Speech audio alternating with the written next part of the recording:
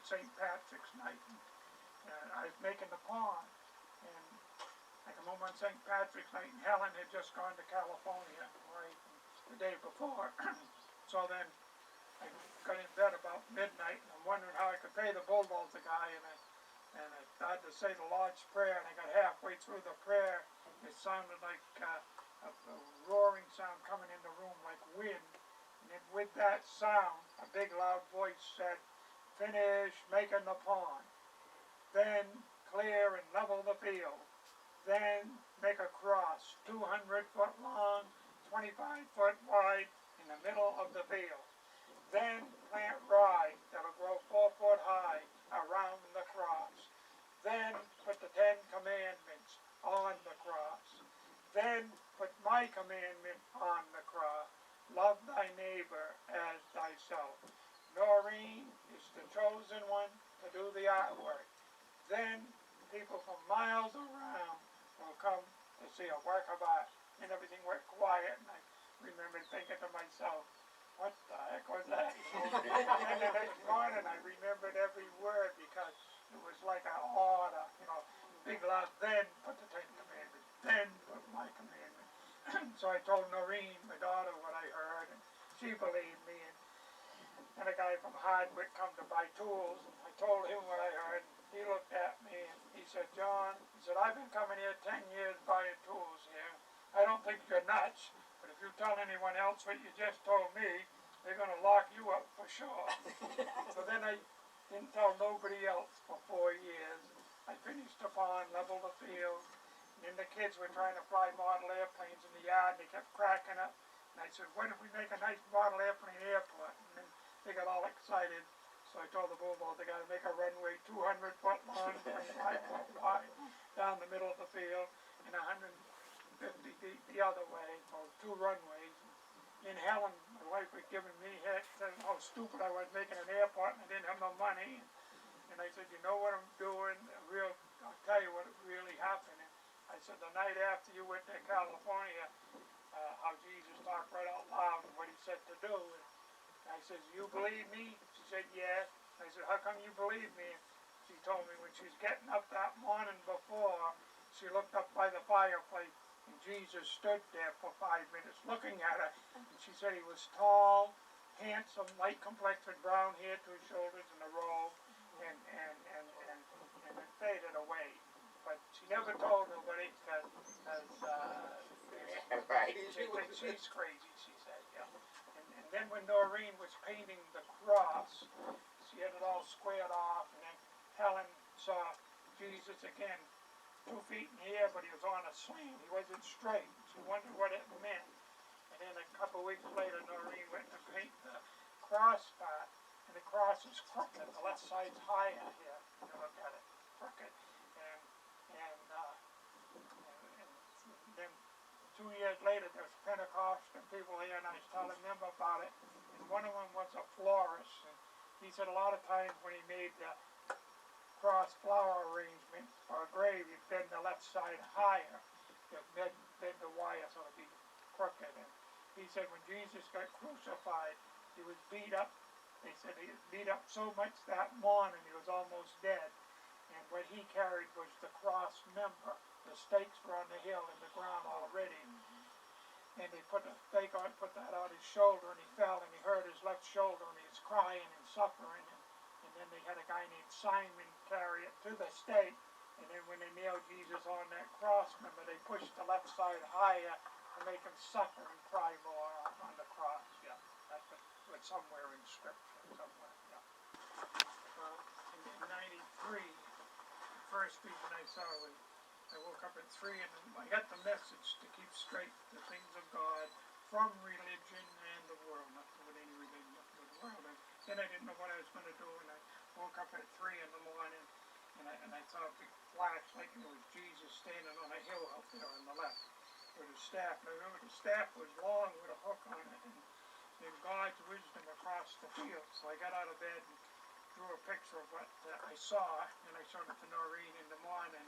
And she looked up wisdom in the Bible, and it said there was 2 kinds of wisdom. There's man's wisdom, which men do wise things for the good, for God, then there's God's wisdom, which is the 10 Commandments and the wisdom of God.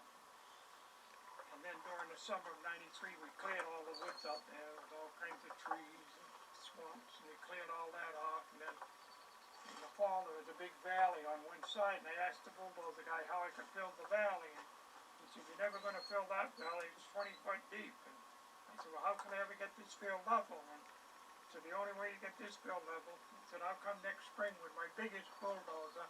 I'll take 20 foot off that hill," he says, "and push it into the valley.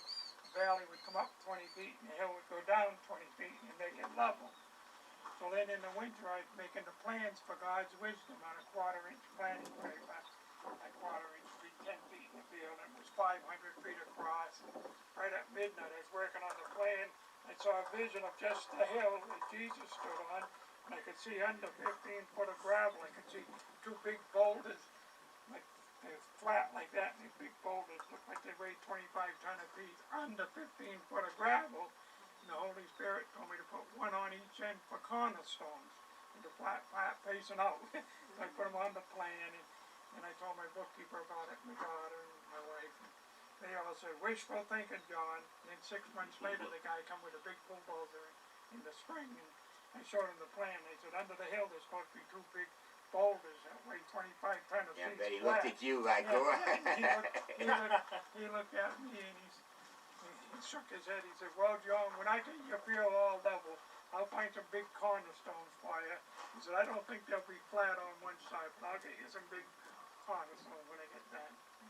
And he started bulldozing. And he come in one night, told me he'd run into a great big boulder under the hill.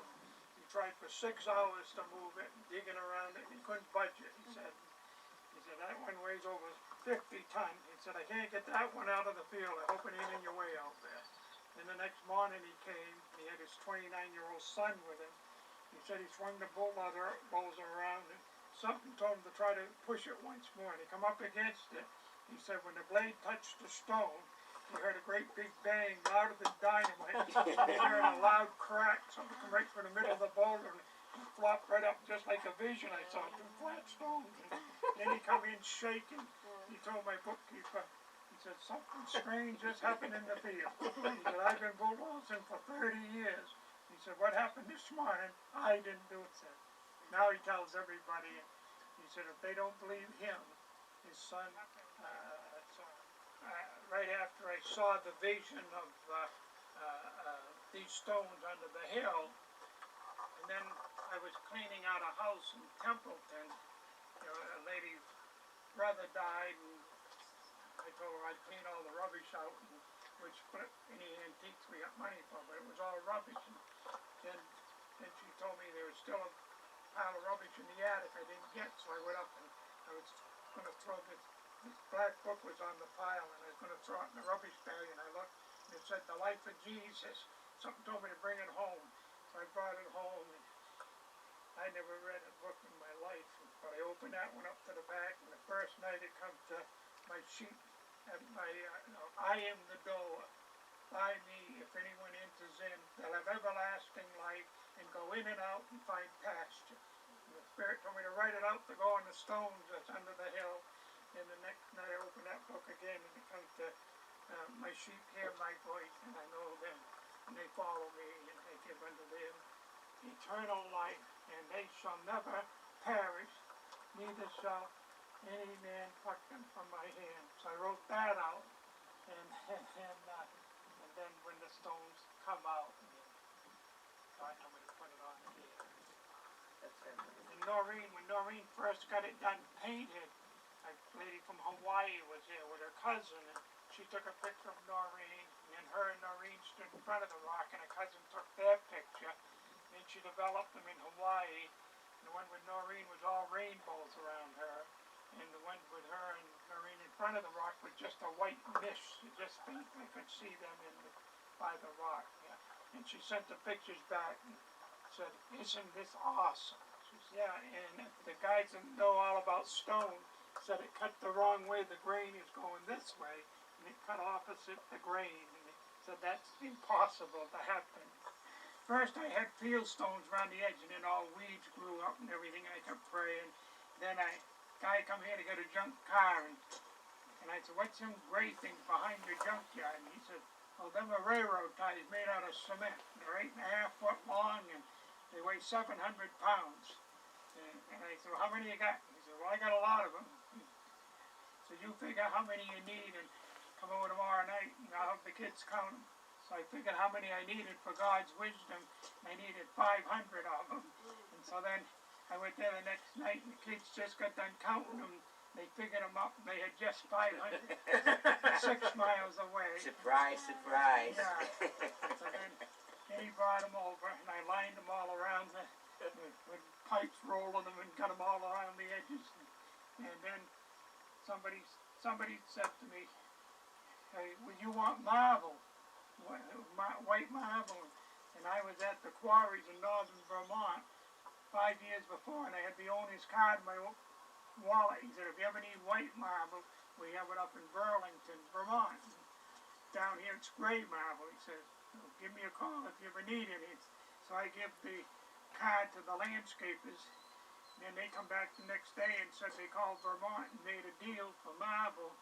They give me a blank check. They said, we'll pay for all the marble you need. And then I looked for somebody to haul it. It was 300 miles up there. I saw this guy in Templeton, Red Tolman. I asked him. He said, yeah, he could go up there. He had all the permits. And he went up 9 times. And he brought down 200 tons of white marble for the letters. And he trucked it all for Jesus, paid for everything. But John, didn't his wife or somebody Yeah, well, have he cancer? came over here when the cross first got done. And he's crying in his pickup truck. And he said his wife Arlene was dying. She had cancer and had gone into her brain. And the doctors give her less than 3 days to live. And he says, I love Arlene so much. I don't want her to die. I never loved anybody like her. Tears was running down his face. He said, I've never been to church in my life. I've never said a prayer in my life. All I've ever done was ride motorcycles and trucks and bulldozers. He says, could we go out on that cross and say a prayer for Arlene? So we went out, said the Lord's Prayer, and asked God to help Arlene. And 3 years later, I was at his place, and I sold him some tools. And he said, go in the office and get a check. And I went in, and Arlene comes walking out behind the counter, and I said, I thought you were very ill 3 years ago. She said, I don't know what happened. All of a sudden, I got better. And I said, did you know Red come over and was crying and said he loved you and said a prayer for you on the cross? And she said, did he do that? Did he say he loved me? She started crying her head off and hugging me. And then he was an alcoholic and everything, and he stopped drinking completely. He goes to AA meets, telling him that he let go of the reins of life and giving him to Jesus now. Hallelujah! Yeah, and he does everything for God. And he told me as long as this was just for God here, he would help me anytime he can. He said, yeah, as long as no religion comes in. And I went up one Saturday to take all day to go up and back. And even his help would go up and not get paid to go up and get a loan. I went up with him one Saturday and we was coming down through Route 91, the super highway there, and a Vermont state cop pulled us over and come up to the truck and he said to Red, he said, did you have your seatbelt hooked? He said, no, officer, I didn't. He got his ticket book and he's looking at the trailer over and he said, what are you guys hauling here on Saturday? And Red said, white marble chip. He said, who are you hauling them for? Red showed him a picture of the cross. He said, we're hauling them for Jesus. The state cop stepped back, put his ticket in, he said, go ahead, fellas. Well,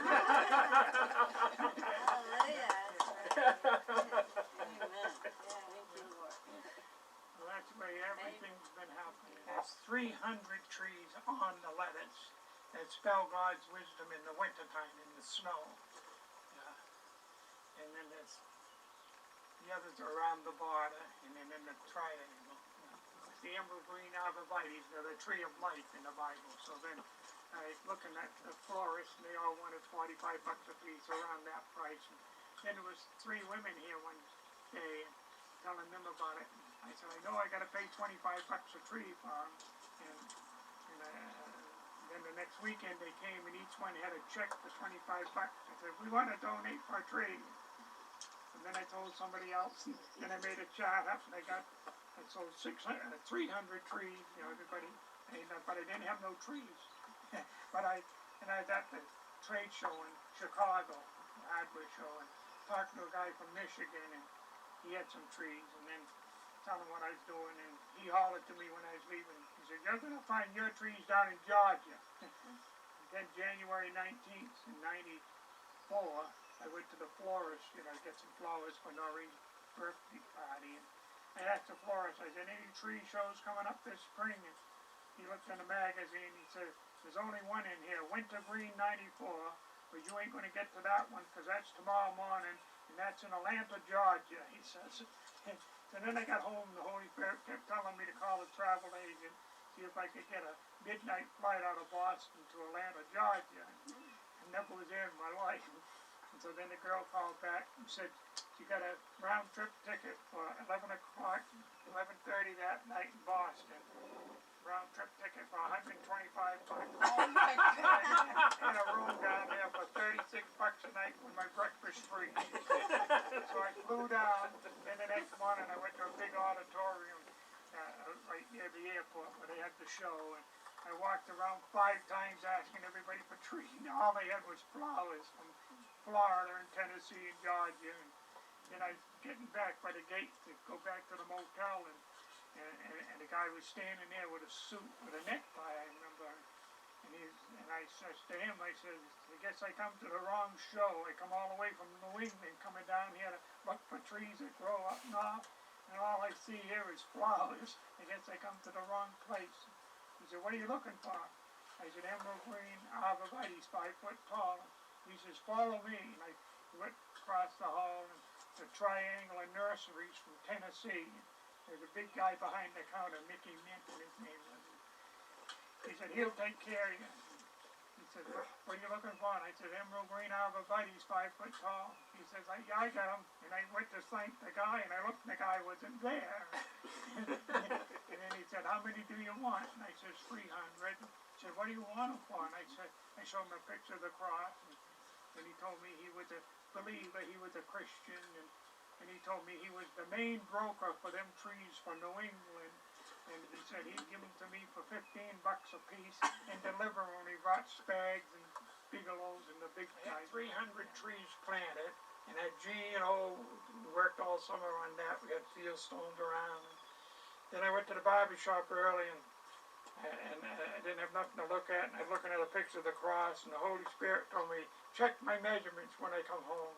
And then I come home, and he told me to take a string and go down the middle of the cross. There's 7 A's down the middle. Run down them A's and go out in the field. And I did, and there was 10 foot too far to the right, and I had to start all over again, move all the 300 trees 10 foot in. Yeah. And the guys that were working with me, they said, "You don't stop in the middle of the stream and go backwards," one of them said. So I said, "No, we gotta start all over again."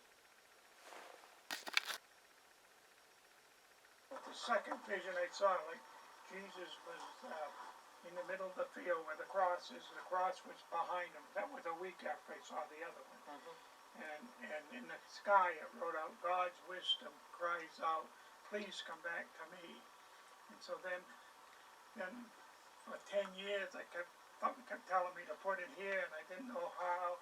I didn't know how people would get on here, and kept praying, and God told me to put a double row of ties here on top of each other, and make this form for it.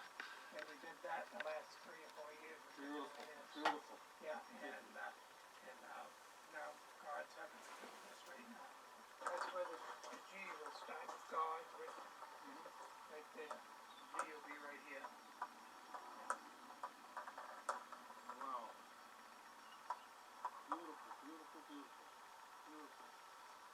And this will be like a pink, when they're coming on to go to the cross, to be able to sit here, Right. There'll be so nobody cars can come in from this way on. Oh yeah, because it This will be just for wheelchairs and stuff.